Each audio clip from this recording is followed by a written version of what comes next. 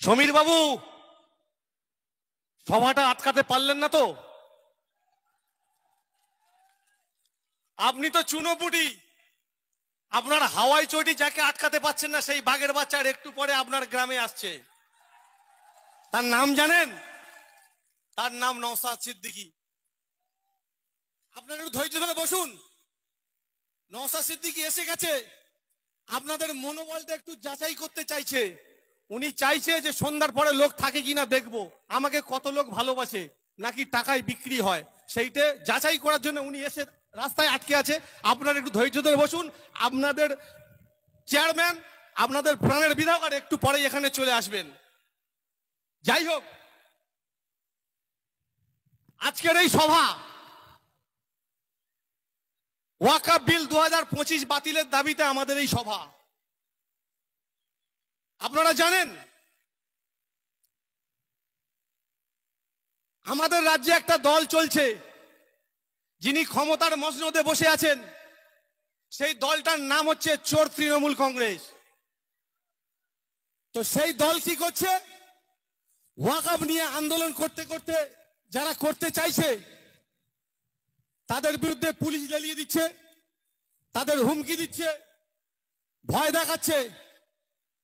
শুনে রাখুন, ওয়াকফ নিয়ে আন্দোলন হবে, ওয়াকফ নিয়ে মিছিল হবে, ওয়াকফ নিয়ে গুলিগুলি হবে। যদি আপনি এবং আপনার পুলিশ প্রশাসন আমাদের আইএসএফ কে বাধা দান করেন, আপনারা যে ভাষায় কথা বলেন আমরা আইএসএফ সেই ভাষায় কথা বলতে প্রস্তুত। আপনি জেনে রাখুন, আপনি যেটা জনমানসে প্রচার করছেন যে ওয়াকফ নিয়ে আন্দোলন করলে হিন্দু মুসলমানের মধ্যে দাঙ্গা বেঁধে যায়, আপনি হিন্দু মুসলমানের মধ্যে ডিভাইডেড করতে চাইছেন। আমরা আইএসএফ কি বলি জানেন? তোমরা যারা লাউ বলো আমরা বলি কদু, তোমরা যারা লাউ বলো আমরা বলি কদু, আমরা যাকে দরবেশ বলি তোমরা বলো সাধু। তো ন্যাচারালি আমাদের মধ্যে কোনো বিভেদ নেই, আমাদের রক্ত সবার লাল। আপনারা ওয়াকফ নিয়ে আন্দোলন করলে ধর্মীয় বিভাজন দেখছেন, ধর্মের বাতাবরণ তৈরি করছেন, আপনারা সাম্প্রদায়িক সম্প্রীতি নষ্ট করার চেষ্টা করছেন। অনেক হিন্দু ভাই এখানে আছেন, আমাদের অনির্বাণও আছে।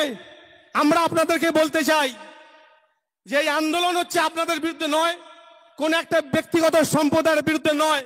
এই আন্দোলন আমাদের সংবিধানের বিরুদ্ধে, আমাদের সংবিধানের মৌলিক অধিকার হরণ হচ্ছে, সেই সংবিধানের বিরুদ্ধে আমাদের লড়াই। যাই হোক,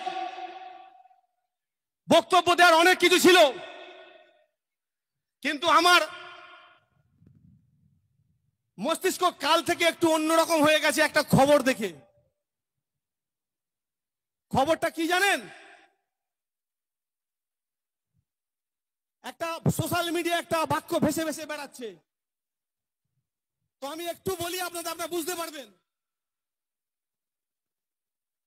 একটা এমএ পাস ছেলে একটা মেয়ের দেখাশোনায় গিয়েছে, গিয়ে যখন দেখাশোনা চলছে তখন মেয়েকে জিজ্ঞেস করা হচ্ছে তোমার কোয়ালিফিকেশন কি? তখন মেয়েটা উত্তর দিচ্ছে MFIAS। এখন বরপক্ষ এমএ পাস ছেলে, এ তো এই কোয়ালিফিকেশন জীবনে শোনেনি, এ হতবাক হয়ে গেছে। যাই হোক, বিয়েটা হলো, যখন বউ বাড়ি নিয়ে এলো বউয়ের কাছে কাছে কানে কানে জিজ্ঞেস করছে যে তোমার কোয়ালিফিকেশন জানতে চাইলাম, তুমি বললে MFIAS, এর মানেটা কি? তখন বউটা তার স্বামীর কানে কানে বলছে এর মানেটা শুনবেন, এর মানেটা হচ্ছে matric fail in all subject. তো আপনি যাকে কাল রাতে দলে নিলেন, সাধারণ সম্পাদক করলেন, তার তো 2 পয়সা দাম নেই, তার পাশে তো একটাও দল নেই। আপনি কানা ছেলের নাম পদ্মলোচন থেকে নিয়ে নিলেন, আপনি পদ্মলোচন লেখা আছে বলে নিয়ে নিলেন। আপনি ওই পদ্মলোচন হোক আর ওই সিদ্দিকী হোক, নওশাদ সিদ্দিকী আটকাতে পারবেন না। নওশাদ সিদ্দিকী তুরুপের তাস, আমরা সামনে তাকে সামনে রেখে 2026 ভোট বৈতরণী পার হবো। আপনি যাকে নামান মার্কেটে, আমরা বুঝে নেবো ইন্ডিয়ান সেকুলার ফ্রন্ট। যাই হোক, বক্তব্যের কলরব দীর্ঘায়িত করবো না, শুধু একটা কথা বলে শেষ করবো। শুধু একটা কথা বলে শেষ করব,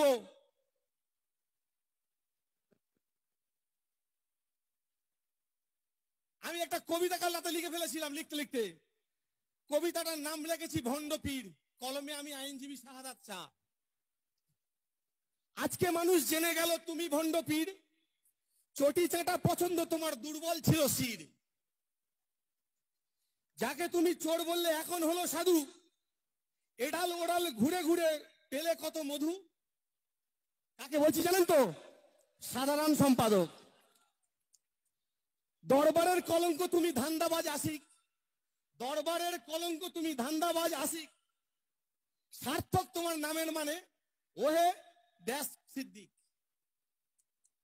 আমি নামটা ধরবো না, কারণ ও বলেছে যাদের জানাজা পড়া হারাম, ও সেই দলে নাম লিখিয়েছে, সেই জন্য নাম আমরা মুখে নেব না। যাই হোক, একটু মনোযোগ সহকারে শুনবেন। ইমানদার চোর হলো রাখতে আপন মান, কত সহজে বিকিয়ে দিলে পরিবারের সম্মান। 28 বছর এবাদত তোমার হলো আজ মিথ্যা, এতদিনের ফতোয়া দান সবই গেল বৃথা। নাগা চেকিং হবে না আর, পার পেয়ে গেলে যে থুতু ফেললে তুমি তাহাই গিলে খেলে। লজ্জাবোধ